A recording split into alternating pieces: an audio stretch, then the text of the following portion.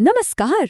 आज के इस एक्सप्लेनर में हम हिंदी व्याकरण के उस टॉपिक की बात करेंगे जो अच्छे अच्छों के पसीने छुड़ा देता है। हाँ, कारक।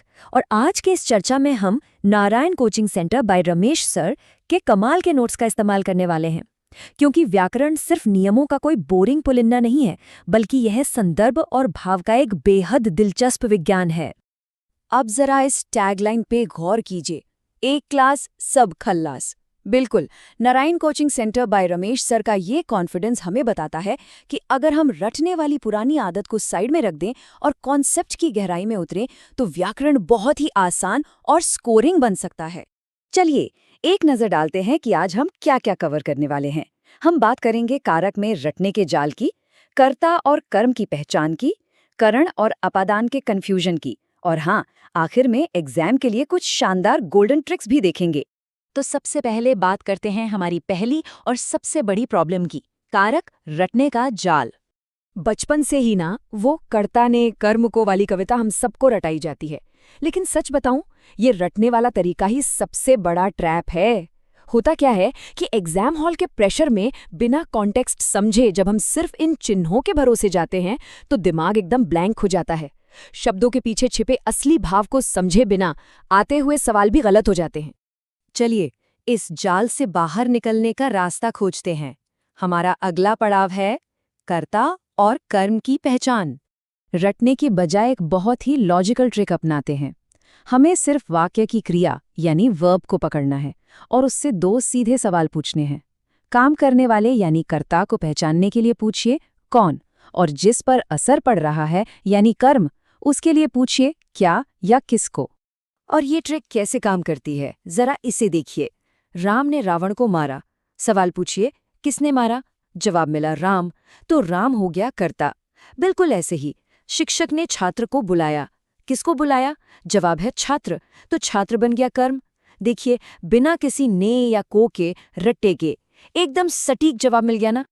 अब आगे बढ़ते हैं उस टॉपिक पर जो एग्जाम में सबसे ज्यादा कंफ्यूज करता है, करण बनाम अपादान कारक। इन दोनों में ही से चिन्ह आता है और यही सारी गड़बड़ होती है। लेकिन असल फर्क क्या है? करण कारक में से का मतलब एक साधन या टूल होता है, एक ऐसा पुल जो काम पूरा करता है, जैसे पेंसिल लिखना। वहीं दूसरी तरफ अपादान कारक में से का मतलब है कोई चीज टूटकर अलग हो रही है, यानी भौतिक अलगाव, जैसे पेड़ से पत्ता गिरना। एक काम को जोड़ता है तो दूसरा अलग करता है। मजे की बात तो ये है कि अपादान कारक सिर्फ चीजों के अलग होने तक सीमित नहीं है, इसमें कुछ मनोवैज्ञानिक पहलू भी हैं, जैसे डर, तुलना, शर्माना और सीखना।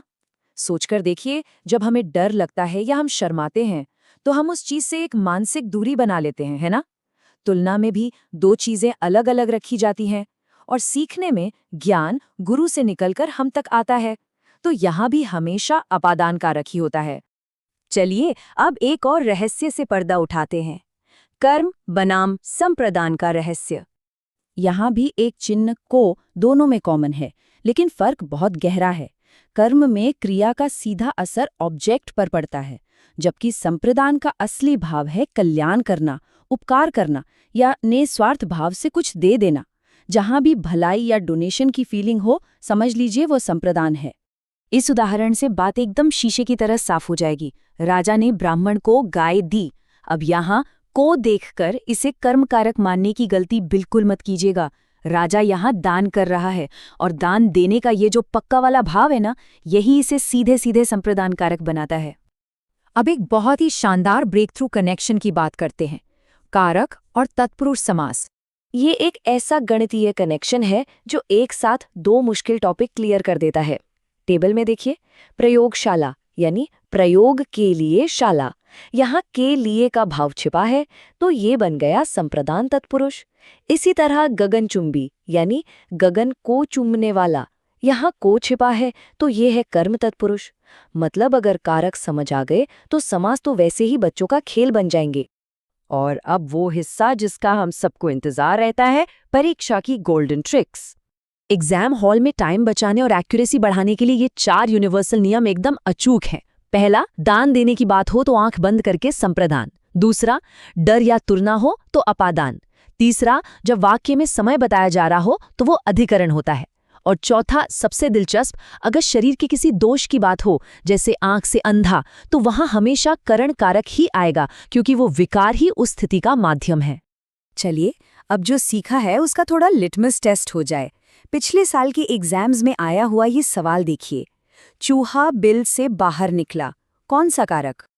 अब यहां से किसी औजार के लिए इस्तेमाल नहीं हो रहा है। चूहा अपने बिल से निकलकर दूर जा रहा है। साफ साफ एक भौतिक अलगाव दिख रहा है। और हमारा नियम क्या कहता है? जहां दूरी बढ़ेगी या चीजें अलग होंगी, वहां पक्के तौर पर अपादान कारक ही होगा। एक और फंसाने वाला सवाल लेते हैं। गरीबों को वस्त्र दो, कौन सा कारक? जिन्होंने सिर्फ रट्टा मारा है वो को देखते ही तुरंत कर्म कारक पर कूद पड़ेंगे और वहीं जाल में फंस जाएंगे। लेकिन यहाँ हमारी वो गोल्डन ट्रिक काम करेगी। कपड़े सौंपने में एक भलाई और कल्याण का भाव छिपा है, राइट? और ये दान देने की फीलिंग इस बात की 100% गारंटी है कि इसका सही जवाब सिर्फ और सिर्फ संप्रदान कारक है। इस एक्सप्लेनर को खत्म करते हुए एक बहुत ही गहरी बात मन में आती है। जिस तरह व्याकरण में बिना भाव समझे सिर्फ बाहरी शब्दों को रटने से हम भारी गलतियां कर बैठते हैं, क्या असल जिंदगी के रिश्तों में भी ऐसा ही नहीं होता? क्या हम भी शब्दों के पीछे के उस असली भाव को, चाहे वो बिना किसी स्वार्थ के कुछ देने का संप्रदान हो या अनजाने में बनती हुई अपदान वाली दूरी, उसे अक्सर इग्नोर नहीं कर देते? शायद भाषा के ये नियम हमें सिर्फ एग्जाम क्लियर करना नहीं, बल्कि जिंदगी की गहराइयों को समझना भी सिखाते हैं। इस बारे में सोचिएगा जरूर।